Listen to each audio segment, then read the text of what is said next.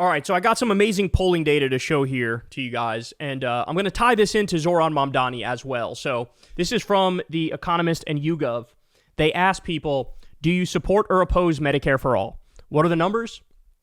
Only 27% oppose Medicare for all in this country. 59% support it, which means the overall net approval is plus 32%. Now, when you get more specific here, and you ask independents and moderates, 57% of independents support it, only 24% oppose it. And for moderates, 67% support it, and only 17% oppose it. So think about that. The moderate position, by definition, is Medicare for all, universal health care. So now, at the same time, remember, the entire Republican Party is not only against this, they're against traditional Medicare. In fact, they just did cuts to not only Medicaid, but also Medicare in the big bullshit bill that they just passed. But also, in the Democratic Party, the voters, we've been fighting an uphill battle trying to get our politicians to sign on to Medicare for all. Of course, Bernie was spearheading the movement for a long time. It grew in popularity, exploded in popularity. But the Democratic establishment was really fighting it every step of the way. So here's a great example of that. Ready? This is from 2016. Hillary Clinton says single-payer health care will never, ever happen. This was from 2020. Biden suggests he would veto Medicare for all over its price tag, even though, by the way, it would save money because you cut out the unnecessary mafia middleman that's robbing you. Pete Buttigieg, he released a new Iowa ad that knocked Medicare for all. This was, of course, in 2020 as well. And remember, he did Medicare for all who want it. So this is all the Weasley bullshit that happens when you have politicians who are funded by health insurance companies. They are going to try to make sure those health insurance companies can keep making their profits. That's what they're going to make sure of. All right, more. When you ask people how they feel about the American healthcare system, only 33% have a favorable view. You want to know why? Because all of us have fucking experience with the American healthcare system. Even if you have health insurance, you still get hit with colossal bills. You know, oh, you got to pay the first $4,000, then maybe we'll pick up some of it. It's like, who the fuck has $4,000 just laying around, right? I mean, so the message is clear. The public is ready. Universal health care, Medicare for all, single payer. And this is just one example of many. I mean, we could sit here, I could go through polls with you all day. And what you'll find out very quickly is the American people love the idea of raising taxes on the wealthy. They love the idea of a higher minimum wage, for example. You name the progressive position, paid family leave. Whatever it may be, you name the progressive position, and it's going to poll not only over 50%, significantly over 50%. That brings me to this. YouGov decided, let's poll Zohran Mamdani's policies. And the results are just overwhelming and astronomical. Raise taxes on corporations and millionaires, plus 43%. Free childcare for children under 5, plus 38%. Freezing rent for lower income tenants, plus 38%. Government-owned grocery stores, plus 20%. That is a flat-out socialist idea.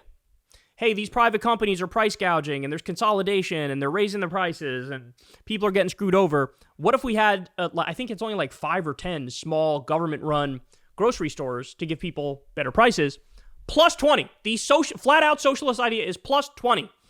Eliminating fares on public buses, plus 10. And there's only some of his policies. When you go deeper, I'm sure like over 90% of his policies poll overwhelmingly popular. See, this is the thing that they'll never tell you, is that Zohran is the moderate. Zohran is the majoritarian in the sense that he is the embodiment of the will of the American people and what they want to happen when you go issue by issue. Right? So much of politics is obfuscating and deflecting and trying to change the conversation.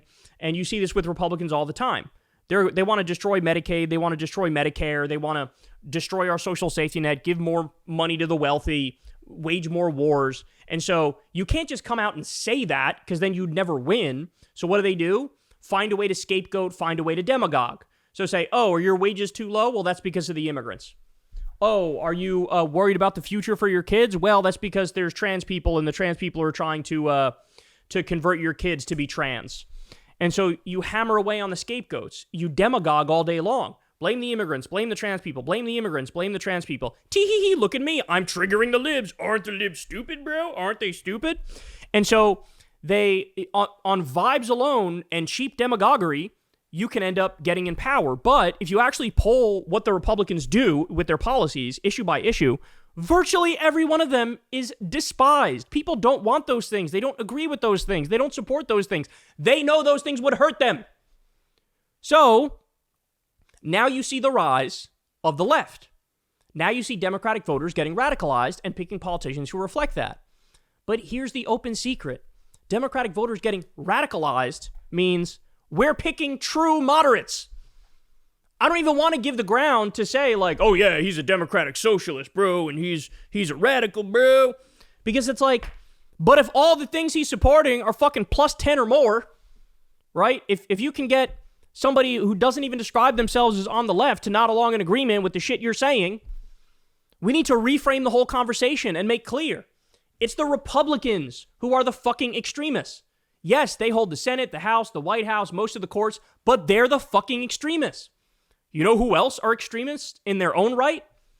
Democratic leadership, the establishment Democrats, the corporate Democrats, the people who are swimming in money, Israel lobby money from AIPAC, and they're shoving their head in the sand and not acknowledging a fucking genocide being live streamed right in front of our faces. That's an extremist position. That's an insane position. That's a radical position. When in reality, this is the moderate, and now it's our time.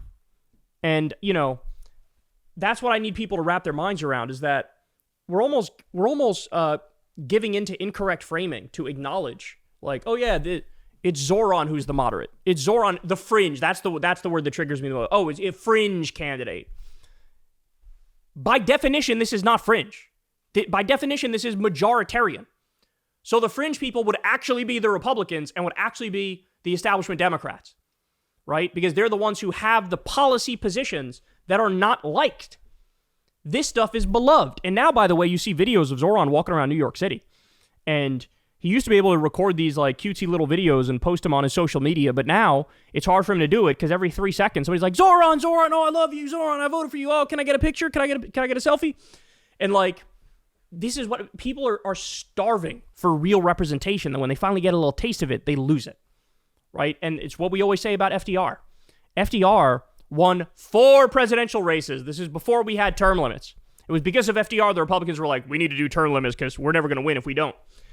Won 4 presidential races. At his peak, the Democrats had 80% of the House and 80% of the Senate. That's what happened because FDR was so popular. Americans got a little taste of social democracy. And they said, oh, yes, give me more. I love this. This is amazing. We love this. The whole country was New Deal pilled. The whole country. And what we're going to find out is, assuming we have free and fair elections, the second we get real lefties in there, people will love it. Because again, being a real lefty is effectively just giving the people what they want. That's it. That's it. And I've never seen, forget a Republican, but I've never even seen an establishment Democrat honestly engage with this very basic point that I'm making. That when you actually go issue for issue, we are the most beloved in the country, and it's not even fucking close. It's not remotely close. So, this is what they'll never tell you about Zohran. That Zohran, in his heart of hearts, is a majoritarian, right? Zohran, in his heart of hearts, is a moderate in the sense that he's right smack dab in the middle of mainstream public opinion when it comes to the stuff he actually wants to do, right? But watch what they do from here on out. What they'll try to do is find a way to pick an issue where they'll pretend like, oh, he's like, if he just, for example, supports trans rights, they'll spin that as you want gender reassignment surgery to be given to 11-year-olds, bro, without parental consent, bro. And they'll harp away on that over and over and over and over. That's what the Republicans will do. What the Democrats will do is just be like, anti-Semite. You're an anti-Semite. You're not going to protect Jewish voters in New York. They all have their cheap tricks, but it's just that. It's cheap tricks. And once people get a little taste of what it means to actually have competent governance that is actually trying to solve problems, they can't get enough of it. Hey, y'all, do me a favor and like and subscribe. It helps out big time in the algorithm. Click the bell as well for notifications when videos drop. And watch that video on screen right now. You know you want to.